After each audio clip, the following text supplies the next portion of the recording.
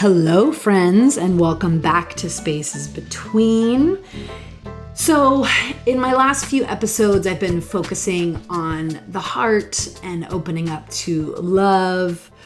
But before we can really deeply open up to love for ourselves and love for others, we need to roll around in our shadow material. Like really dig in and feel it. So both in the individual and collective, as we have been sifting through a lot of stuff since the beginning of humanity, really. So some themes I always talk about is how we often forget that we are all the other person. There is no separation. And I come back to this belief, and it's a Buddhist belief, that no one becomes liberated and free until we all become liberated and free. Otherwise, we will continue to project bad other, wrong other, and not enoughness everywhere. In Buddhism, bodhisattvas take a vow that they will not leave the wheel of incarnation in samsara, the world as we know it, with all of its fucked up stuff until all beings are liberated.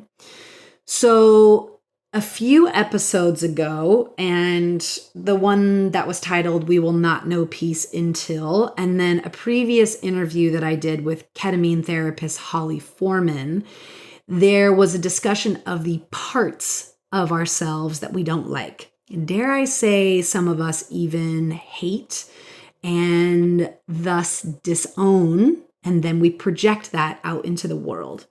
So parts work is having a big moment right now, both with internal family systems and ketamine therapy.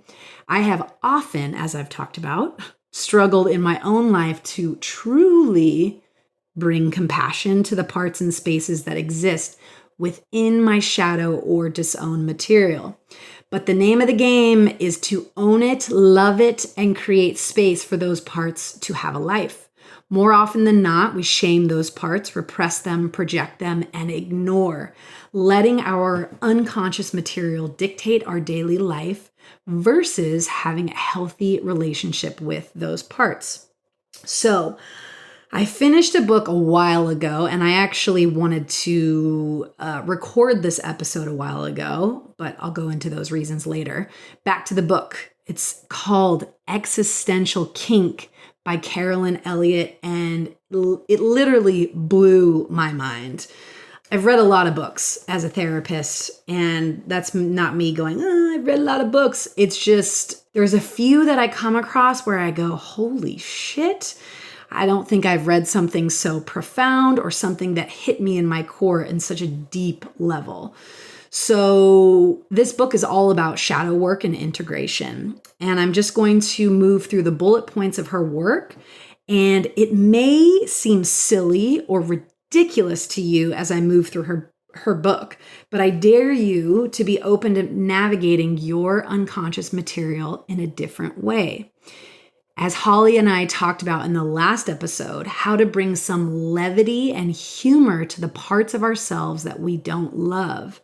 And as Dr. Elliott would say, maybe even try bringing some pleasure and ecstasy to those parts. Now, that is not something I ever thought of.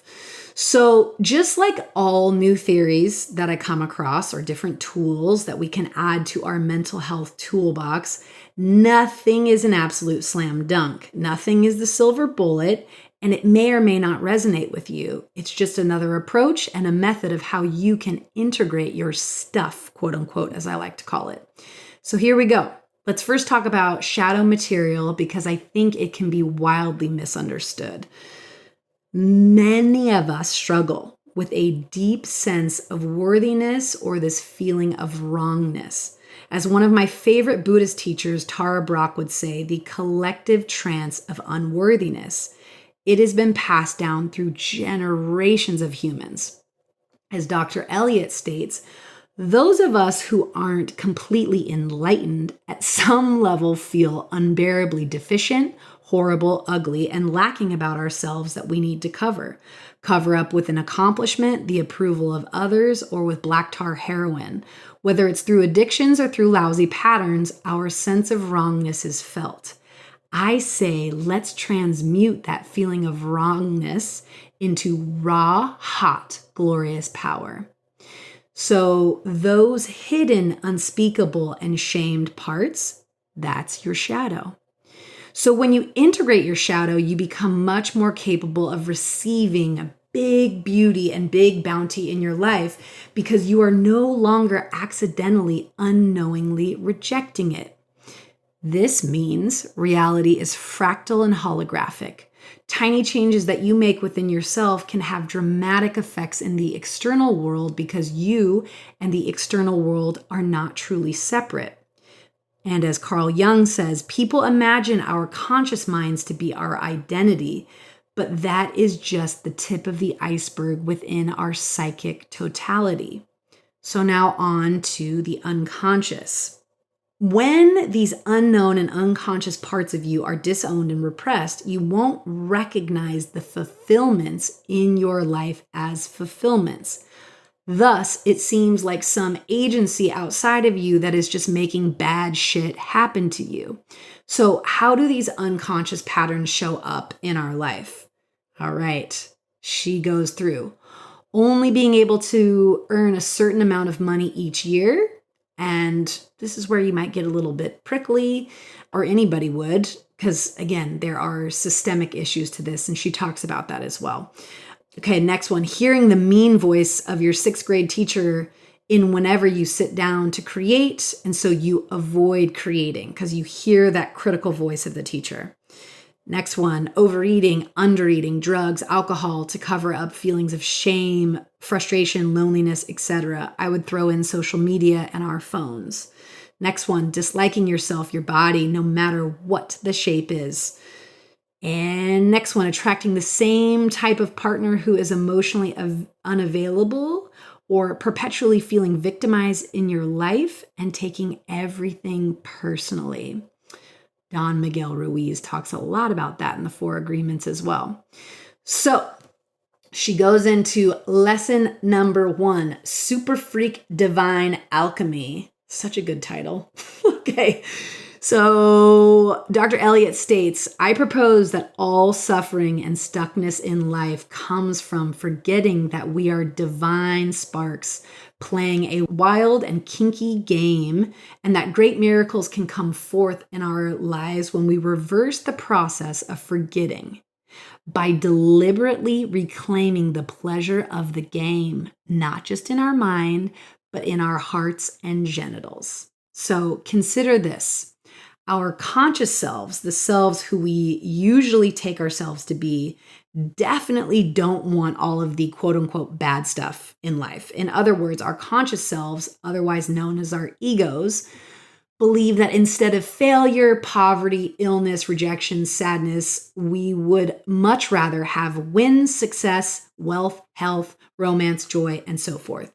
But as the Buddha observed, all sentient beings want to be happy, and yet all sentient beings suffer.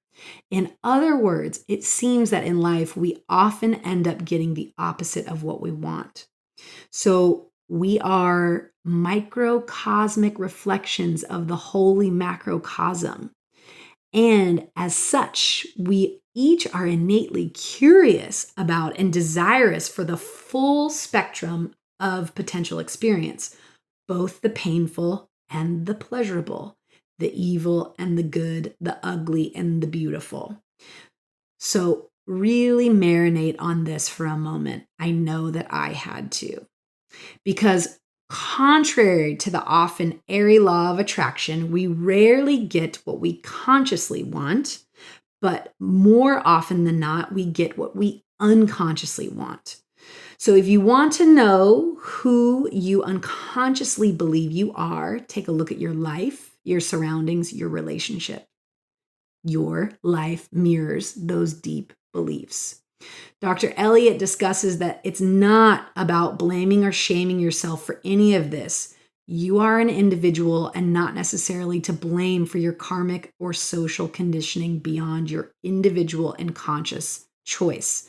I should also say that there's a very large section in her book that talks about trauma, which she even says towards the end that those of us with deep complex trauma, you can't necessarily dive into this existential kink work until you've gone into those layers. She's talked a lot about her work with ayahuasca and other psychedelic medicines to get to the point to do this work on herself and facilitate for others.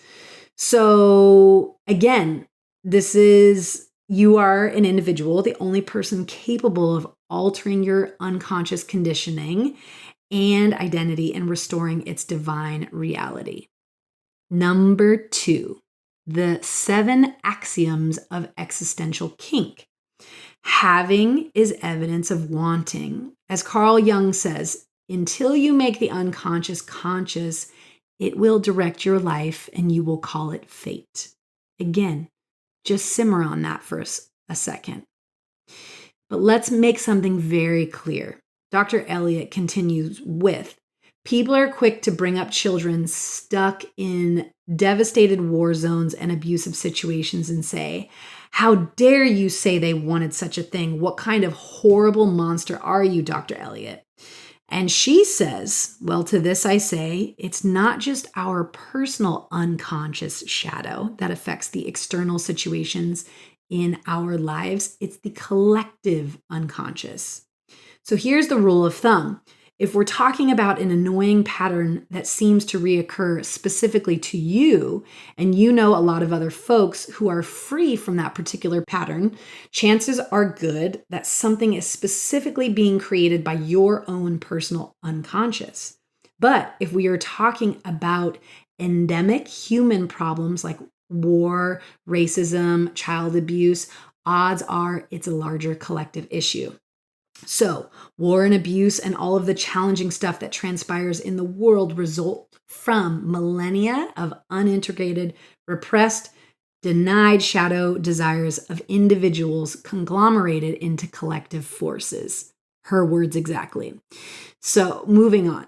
Finally, the most surefire way to help address the collective shadow is to do the work and become aware and integrate your own personal unconscious desires. The brutal circumstances wrought by the collective are made up of unconscious individuals. So the more aware you become as an individual, the more you clean up your influence on the collective. So, as I, Gina, continue to move through the major themes in this book, I want to be particularly sensitive to all of the collective trauma and devastation that is rippling through the world right now. And it's not just in the Middle East. So some of her teachings may feel a bit crass or make light of the atrocities in the world. But however, it's quite the opposite. It's about taking full responsibility for your shadow. So she's saying that when we feel it all, we have the divine ability to transmute and alchemize the pain and suffering in the world. And ultimately, to be human is to fully allow yourself to feel the pain and joy of being alive. All right. So now I'll move back to you as an individual and patterns and issues that can be steeped in trauma. Dr. Elliot says we have a choice as to whether we experience sensation as pleasure or as pain. A big part of existential kink involves deciding to at least start by pretending that having is an example of wanting, so that unconscious part of you playfully, humorously, curiously chose and desires a given painful situation, behavior, stream of thought, or mood. So when you make a kinky game of it, you greatly expand your sense of agency. You unite your will and you open up to a sense of fun and playfulness to come into the scene. So she says it's possible to get off on every stroke of life. I would say this one I still battle with. Okay, so she talks about the practice of getting off on every stroke can, by analogy, be extended beyond the context of orgasmic meditation or sex and be applied to life, wherein one considers everything that happens as a quote unquote stroke. So that could be comments that other people make to you. That's a stroke.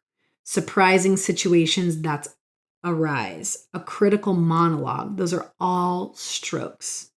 So the more willing we are to get off on every kind of stroke that comes to us, the more pleasure and fun we can have in our lives and the more magnetic we can become to positive synchronicity. The game and invitation of existential kink is to practice letting ourselves be madly, irrationally turned on and playfully excited by strokes in life. So yes, existential kink is a little bit crazy, strange, and dare I say kinky, but she says it works. And I would say both in my own life and with clients, yeah, it's effective. So our degree of being turned on or turned off is a matter of how much we're willing to totally approve of our life. That one I think is just like a major statement. Approve of our life. The axiom is thoroughly connected to the previous one, that it adds that turn on is a matter of deep approval. Disapproval is alienating and distancing. It takes you out of flow of interconnection and interrelationship and puts you into a grim isolation of resentment and disempowerment. But if you can let yourself get turned on about being resentful, well, you just interrupted the pattern. Okay. And then it's possible to be sad, angry, disappointed in a turned on way. It's just a matter of giving yourself permission to fully feel the raw sensation that those emotions present, to meet the sensations rather than the cynical judgment.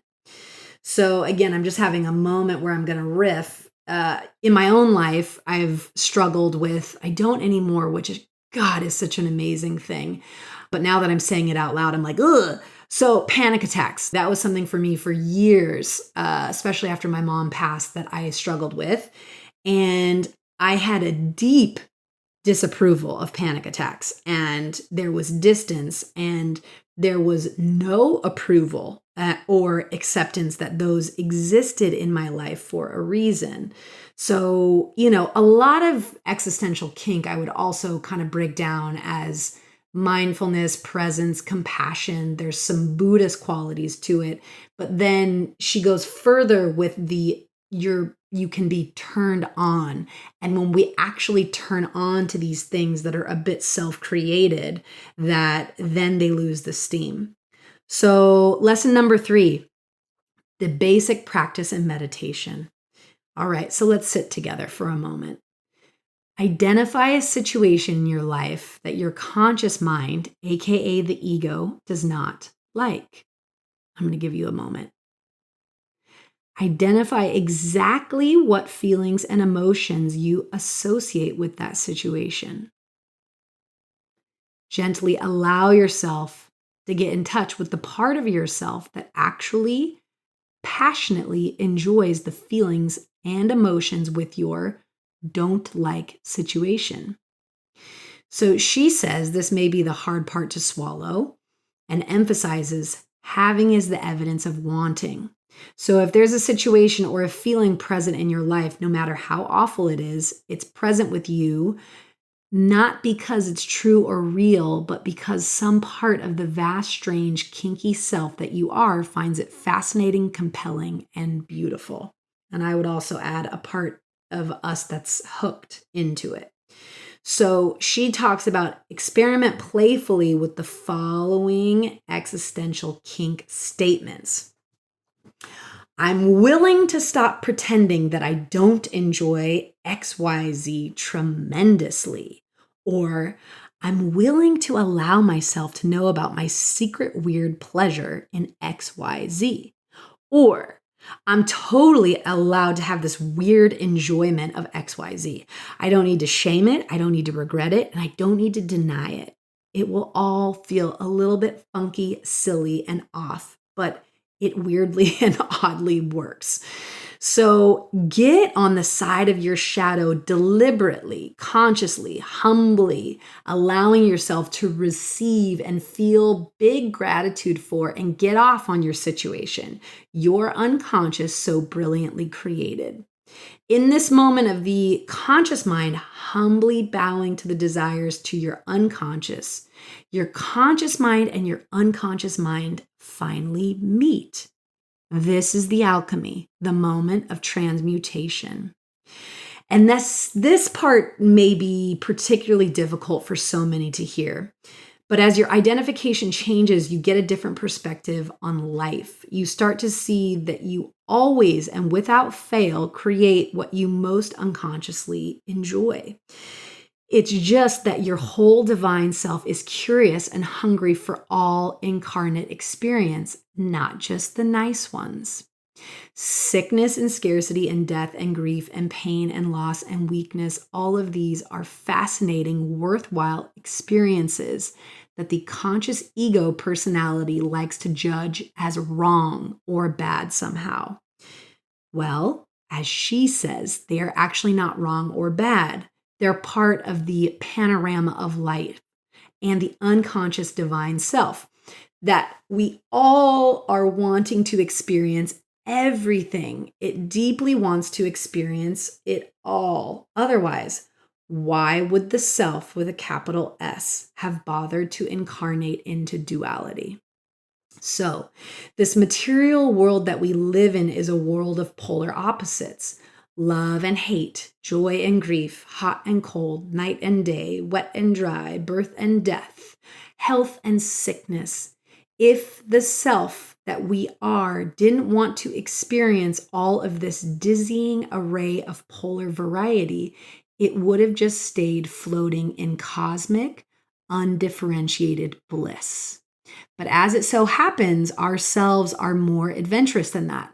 The more you get on with the whole self side and allow her to enjoy her experience, both the pleasing and scary things, the more you can shift your identity to that of your isolated ego, to your whole divine self.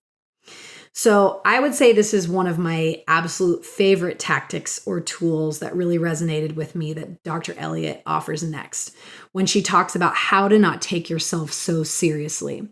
She says, take a moment and imagine as strongly and as vividly that you can that there's a very loud, very colorful chorus of utterly fabulous, silly, adorable, and over-the-top cheerleaders celebrating your bad feeling or feeling some kind of way. They're dancing, shaking their asses, shaking their pom-poms. They're jumping up and down, trying to do splits and failing at it, jumping back and grinning at you. How do we feel? Lacking and wrong. What do we want to feel now? Woohoo! Fuck yeah! Just visualizing this is great, but joining them is even better.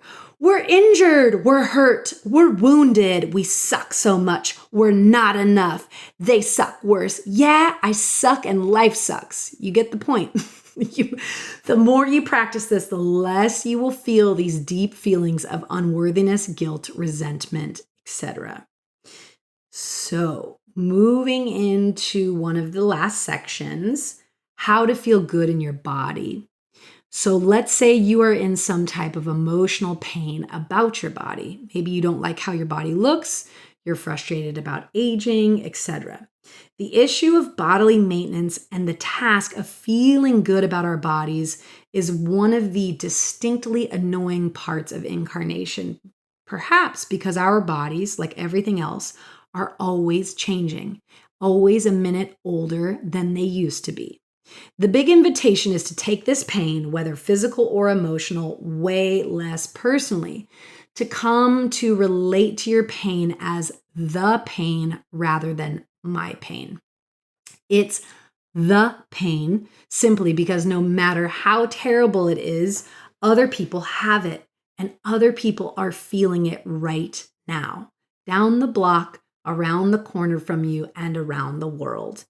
Pain becomes suffering when we take it personally, as it reflects something uniquely meaningful and bad about us. So one very useful way to learn to experience pain less personally is called Tonglen meditation. So Tonglen means taking it in and sending it out. It's a practice of taking in the pain of other people and sending out happiness, good fortune, and good wishes. It's a tantric practice because Tantra is about the transformation of energy. Tonglen transforms the energy of pain and suffering into the energy of compassion, togetherness, and love. So I would say if you want to go further, you can very much go online, go onto YouTube and look up a Tonglen meditation. And it's a really beautiful way to breathe in collective pain and suffering as well as individual, and breathe out the compassion, love, and togetherness. So that's it for today, everybody. And I hope that in some ways, Existential Kink brings you some levity, a little bit of laughter, a little bit of lightness, and a little bit of love, because that's what we're needing the most. Sending you lots of love. Thanks so much for tuning in. Bye. Hi, friends. If you have been enjoying Spaces Between, please take a moment to subscribe, and leaving a review is the cherry on top. Thank you so much, and I look forward to connecting with you next week.